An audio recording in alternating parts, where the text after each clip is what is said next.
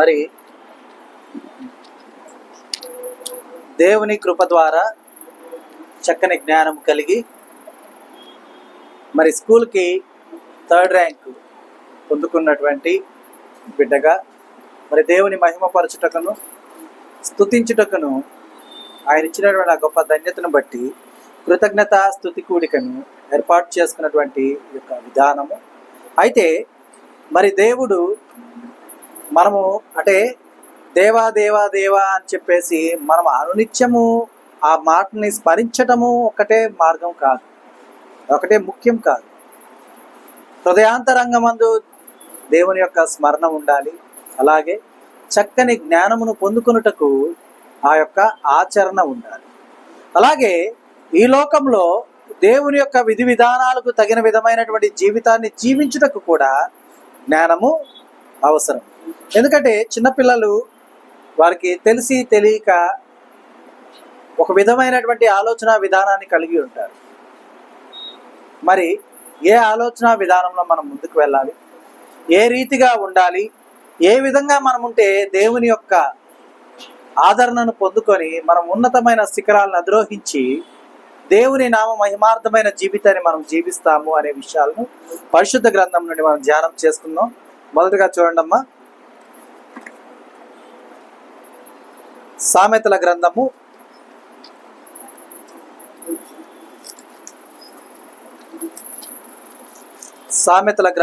15వ అధ్యాయము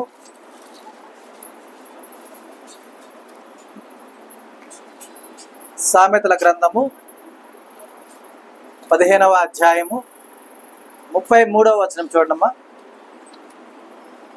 యెహోవాయందు భయభక్తులు కలిగి ఉండుట జ్ఞానాభ్యాసమునకు సాధనము, ఘనతకు ముందు వినయముండును.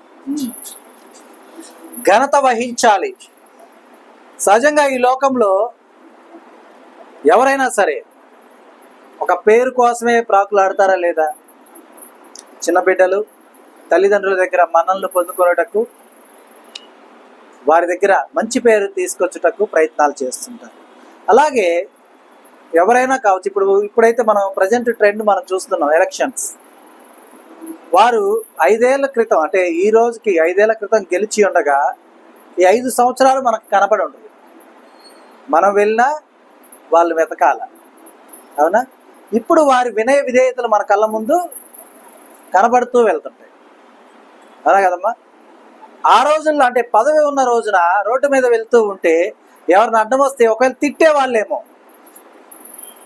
కళ్ళు కనపట్లేదనో ఏదో ఒకటి తిట్టేవాళ్ళేమో, అంటే అహంకారాన్ని చూపించేవారేమో. కానీ ఇప్పుడు మాత్రం ఏం చేస్తారు?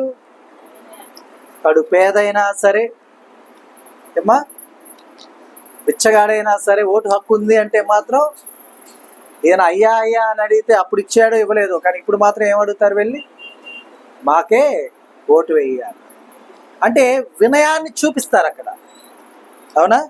అయితే ఇక్కడ మనం గమనిస్తే కనుక ఘనతకు ముందు ఏముంటుందమ్మా?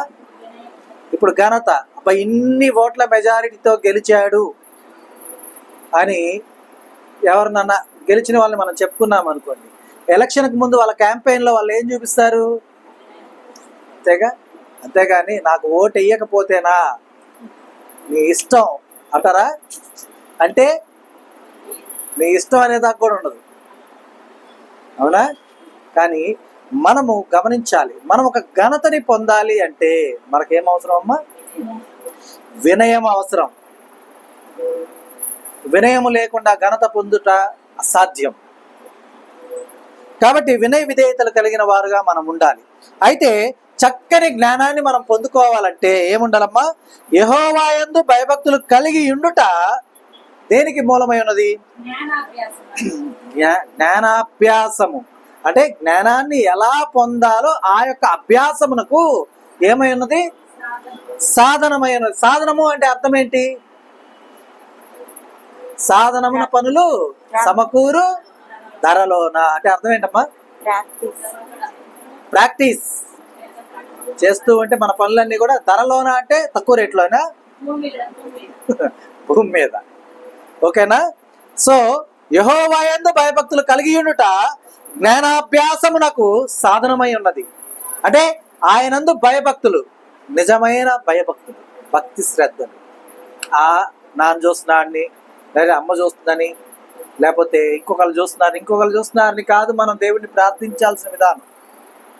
స్వతహాగా ఆయన్ని కోరిన ఎడల ధారాళముగా దయచేయి దేవుడు. పట్టజాలనంత విస్తారంగా ఇస్తానన్నాడా లేదా? ఇస్తాడా లేదమ్మా? ఇస్తాడు. కాబట్టి మనం గమనించాలి, జ్ఞానము మనం పొందుకోవాలంటే ఎన్నో బుక్స్ తిరగేస్తూ ఉంటాం. అర్థవంతమైన పదము కనబడితేనే దాని అర్థం మనం గ్రహిస్తాం. అవునా కదా?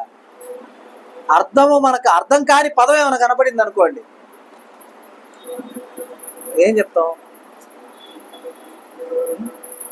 సాధన అని పేరు ఒక అమ్మాయి పెట్టుకుంది అనుకుందాం. పెట్టుకుంటారు కదా సాధన అనే పేరు.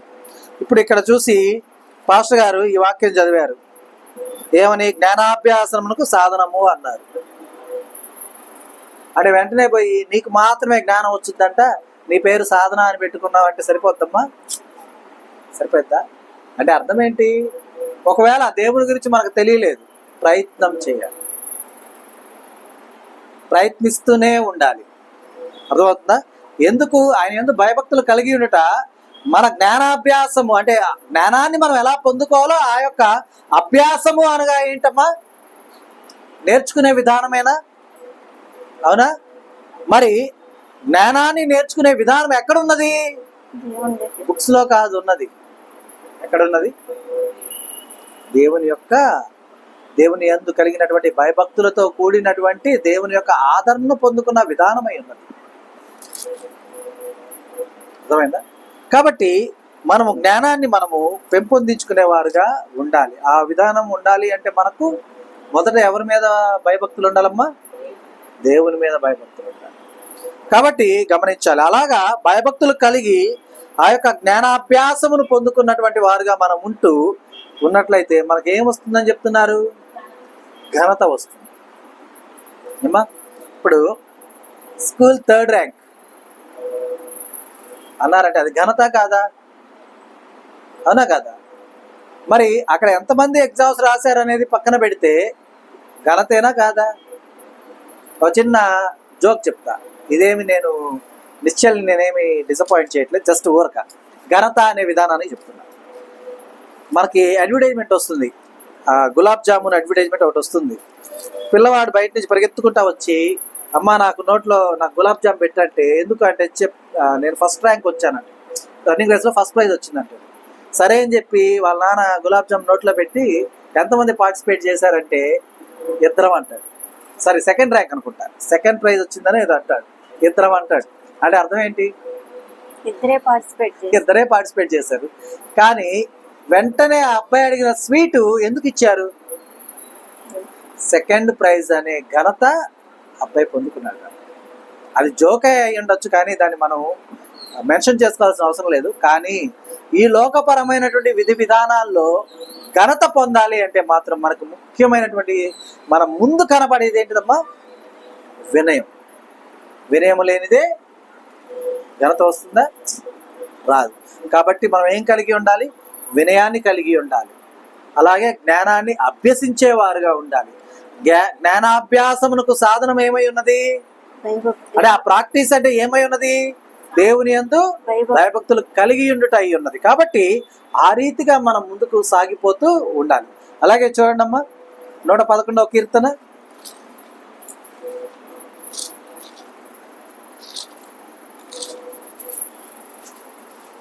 10వ వచనం చూడండి.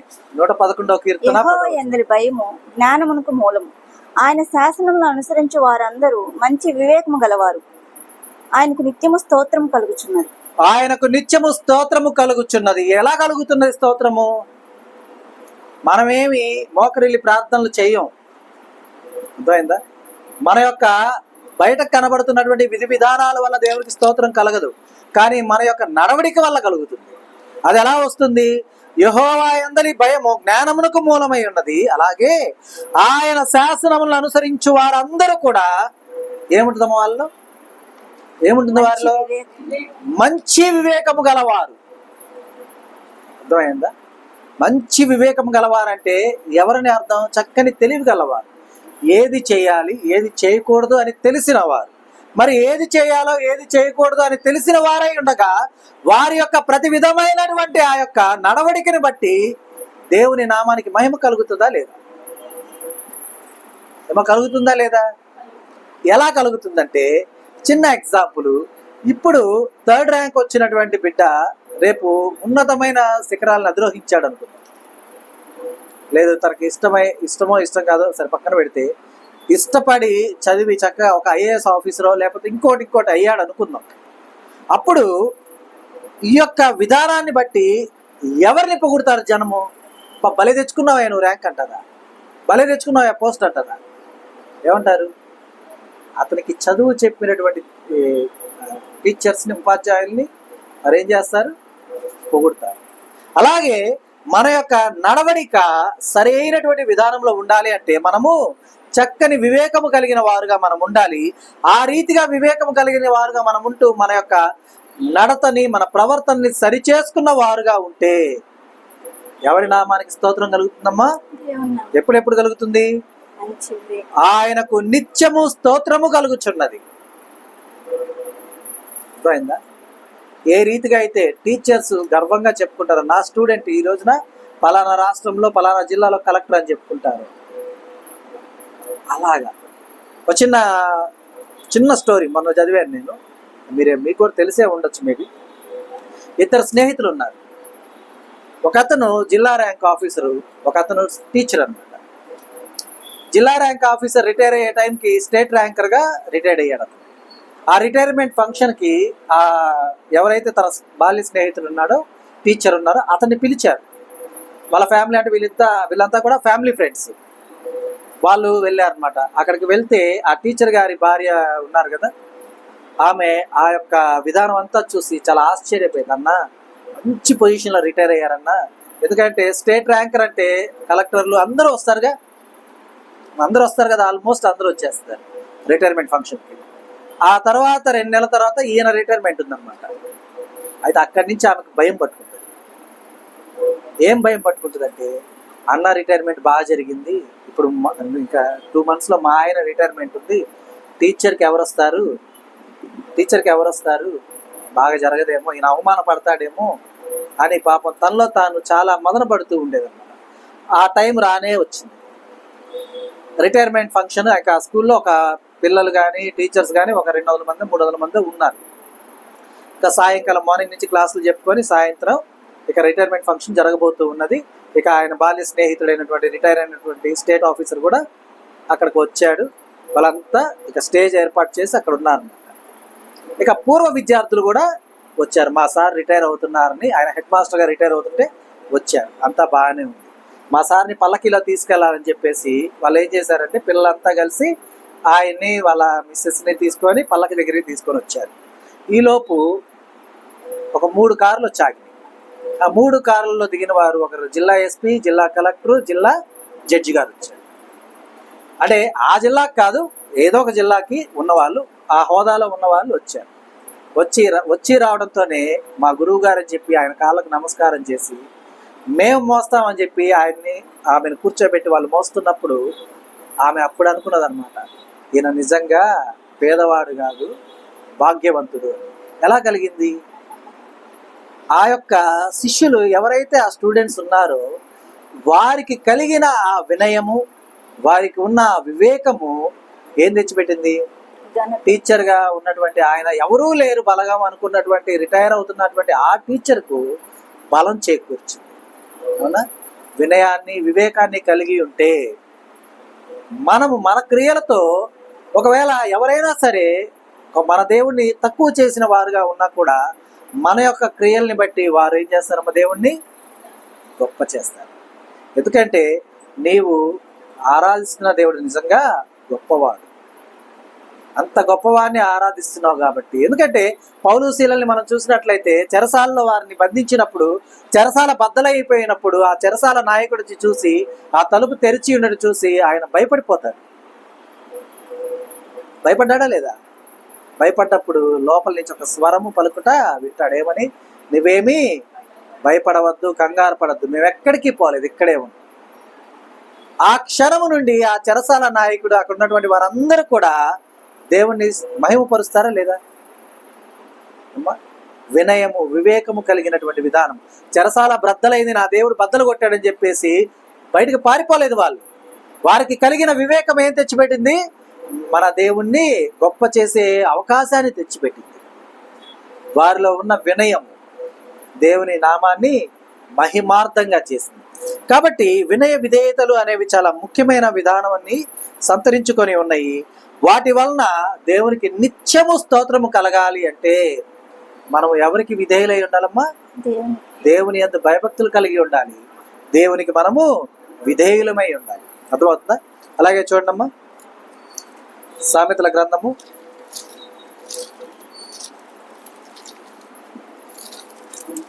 11వ అధ్యాయము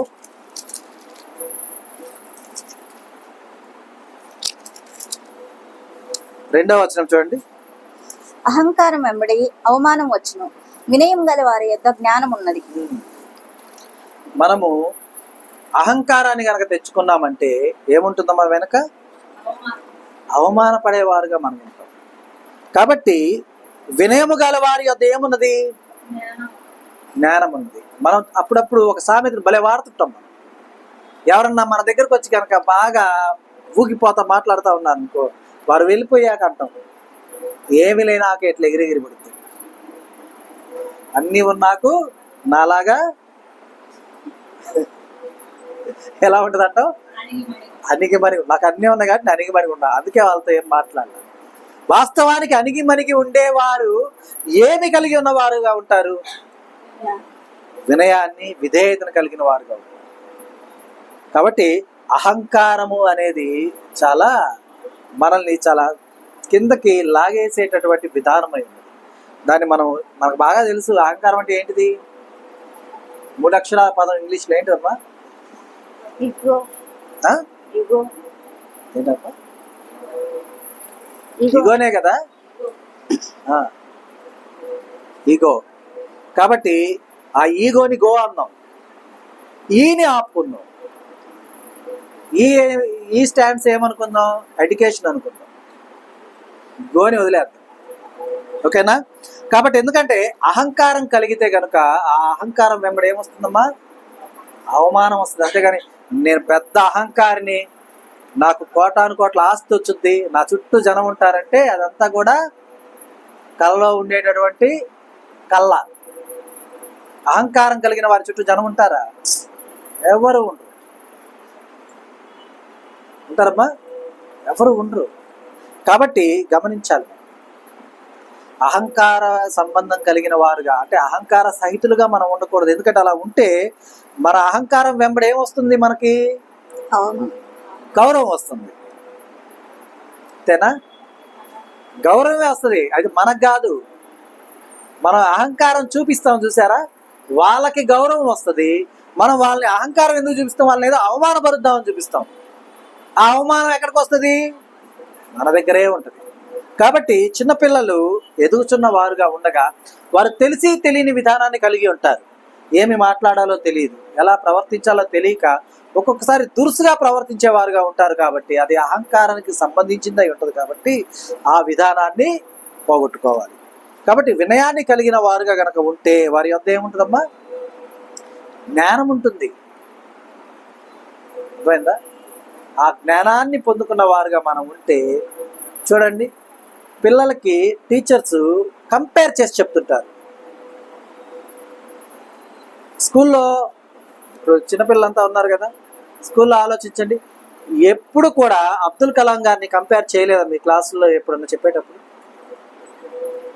అంతటి గొప్ప వాళ్ళు అవ్వాలని కానీ, అంతటి మంచి సైంటిస్ట్ అవ్వాలని కానీ అట్లా చెప్పలా? ఎవరో ఒక ప్రముఖులతో కంపేర్ చేయలే? చేశారు లేదా? అయితే కంపారిజన్ అనేది ప్యాషన్తో కూడింది అయి ఉండాలి. ఫ్యాషన్ కాదు. ఎలా ఉండాలి? ప్యాషన్ అవ్వాలి, ఫ్యాషన్ కాదు. ఎందుకంటే ఒక అబ్బాయి ఏమవ్వాలనుకుంటున్నావు అంటే వెంటనే అబ్బాయి లేచి నేను గాంధీ తాతను అవ్వాలనుకుంటున్నానండి అని. ఎందుకు అవ్వాలనుకుంటే తల మీద జుట్టు ఉండదండి, హ్యాపీగా ఉండొచ్చు, మా అమ్మ పొదుగుకు నూనె పెడతానంటది, అదే జుట్టు లేకపోతే నూనె పెడుతుందా? పెట్టదు. అప్పుడు వెంటనే టీచర్ గారు అన్నారు, అంటే అబ్బాయి నిర్ణయం కరెక్ట్ కాదు కదా, టీచర్ గారు అన్నారు కొడితే నిజంగానే గాంధీ తాత అవుతావురా అన్నారు. అంటే ఈయన చెప్పకనే ఏం చెప్పాడు? చెప్పండి, ఏం చెప్పాడు? జ్ఞానవంతురాలు మీరంతా చెప్పాలి ఈ ప్రశ్న. కాదు కాదు, ఎవరు మంది కోసినోరు వచ్చేస్తుంది నిజంగానే గాంధీ అవుతావు. ఎందుకంటే ఒకవేళ అలా ఉండాలి, నువ్వు జుట్టు తీపిచ్చేసుకున్నావు అనుకో గుండు, నీకు మరలా ఒక నెలకి మళ్ళీ ఏమైంది? జుట్టు వచ్చుద్ది. నువ్వు ఇలాగే ఆలోచించావు అనుకో, నేను కానీ కొట్టాను నిజంగానే గాంధీ అవుతావు అన్నాడు. అంటే ఏమైంది? ఊడితే పళ్ళు వస్తాయా మళ్ళీ? వాటంతటా ఊడితే కింద పళ్ళు వస్తేనే అవి ఊడతాయి. అదే కొడితే ఊడితే అప్పుడు నిజంగా గాంధీ అవుతాడంటే ఎవరు ఎట్లా అవుతాడని? కోసినోరు. కాబట్టి మనం కంపేర్ చేసుకునే విధానం ప్యాషన్తో ఉండాలి, ఫ్యాషన్ కాదు.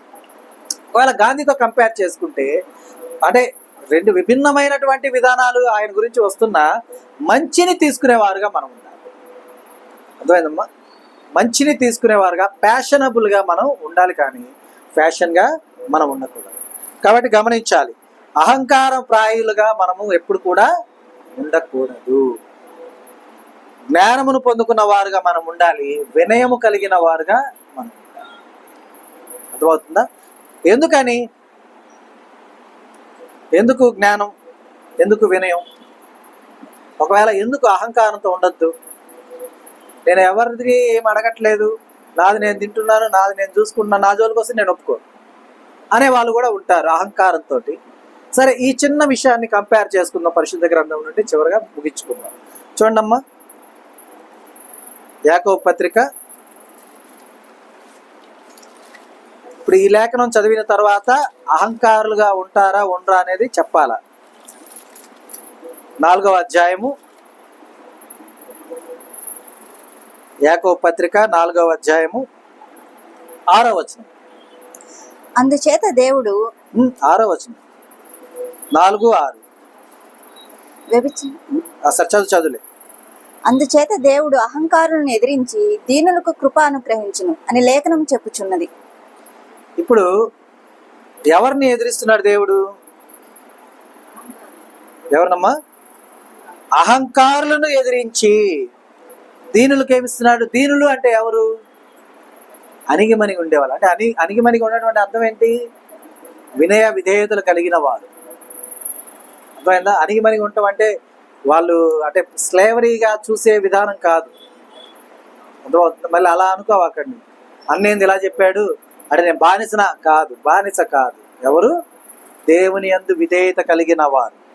కాబట్టి ఆయన ఎక్కువ కృపనిచ్చును.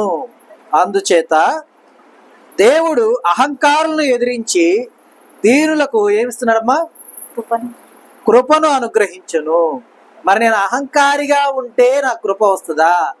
దీన మనస్సును కలిగిన వాడిగా ఉంటే వస్తుందా? దీన మనస్సేనా? నాకు దేవుని కృప కావాలా వద్దా?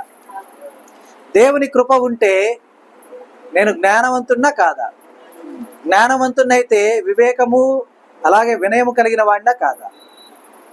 మరి ఘనతకు ముందు నడిచేదేంటి? ఏమొస్తుంది ముందు?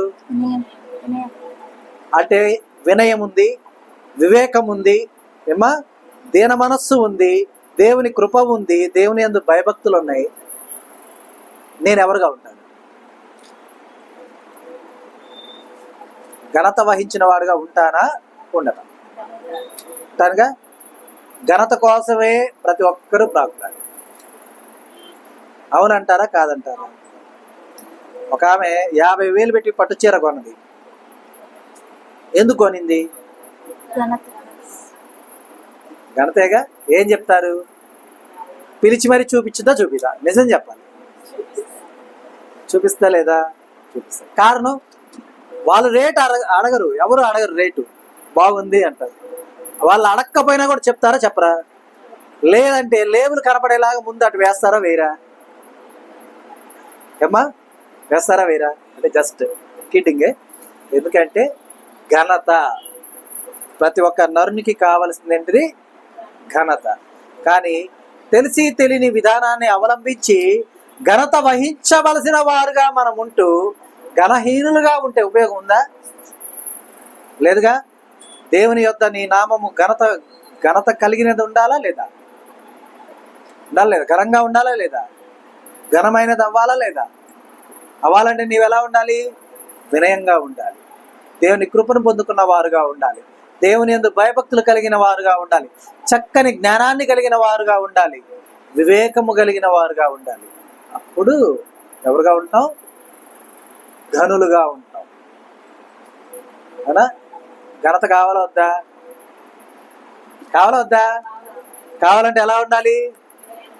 దేవుని యందు భయభక్తులు కలిగి, వినయ విధేయతలు కలిగి, జ్ఞానము కలిగి, దేవుని కృపను పొందుకొని మనము ఆయనలో ఎదుగుచూ ఫలించినప్పుడు ఘనత కలిగిన వారుగా మనం ఉంటాం. ఘనహీనులుగా మాత్రం ఎప్పటికీ ఉండం. అర్థమైందా?